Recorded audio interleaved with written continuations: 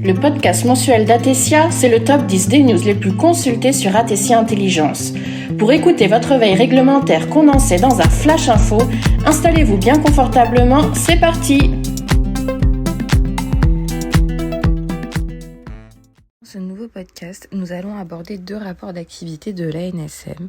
Le premier a pour sujet quelle action pour lutter contre les ruptures de stock et le second a pour sujet contrôle de la publicité.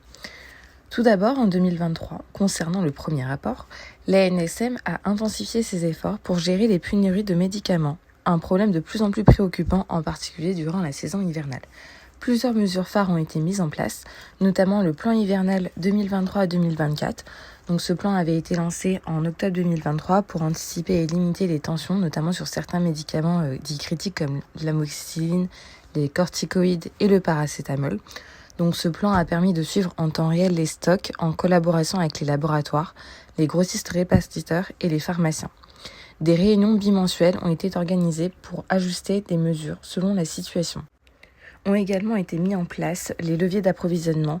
Donc l'ANSM a utilisé des outils tels que le contingentement des stocks, l'interdiction des exportations ou encore l'importation de médicaments d'autres marchés pour maintenir les stocks en France.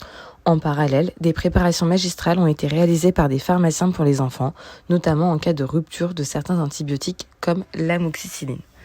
Une campagne d'information et de sensibilisation a été mise en place, donc en lien avec des sociétés savantes et des professionnels de santé, des alternatives thérapeutiques ont été promues pour limiter la demande sur les médicaments en tension, tout en informant le public et les professionnels sur le bon usage de ces produits.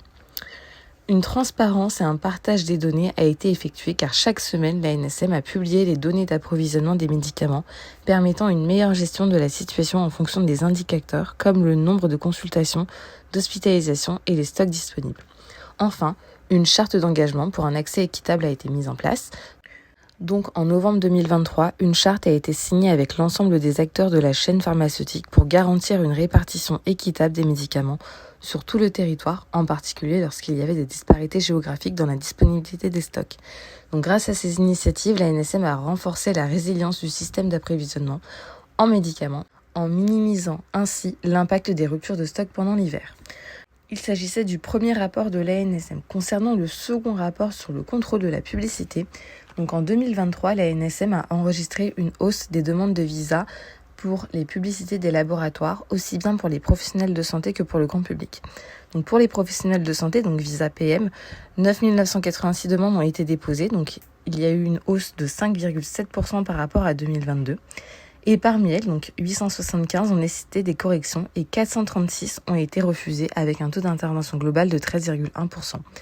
Pour le grand public, donc visa GP, 1207 demandes ont été soumises, donc il s'agit d'une hausse de 18,1% par rapport à 2022, donc 488 ont nécessité des corrections et 136 ont été refusées avec un taux d'intervention de 51,7%. Sur 5 ans hors pandémie, le nombre de demandes de visa a augmenté de 14% malgré les recommandations visant à les réduire en 2019 et 2022. Donc l'ANSM a également rappelé que la loi du 9 juin 2023, dite loi influenceur, interdit la promotion des médicaments par les influenceurs sur les réseaux sociaux. Enfin, à partir de juillet 2023, les visas pour les vaccins et médicaments liés à la Covid-19 sont possibles en fonction de la situation épidémiologique. Ce Flash Info touche à sa fin, nous nous retrouvons le mois prochain. D'ici là, retrouvez toute l'actualité réglementaire sur le site d'Atesia Intelligence. À bientôt!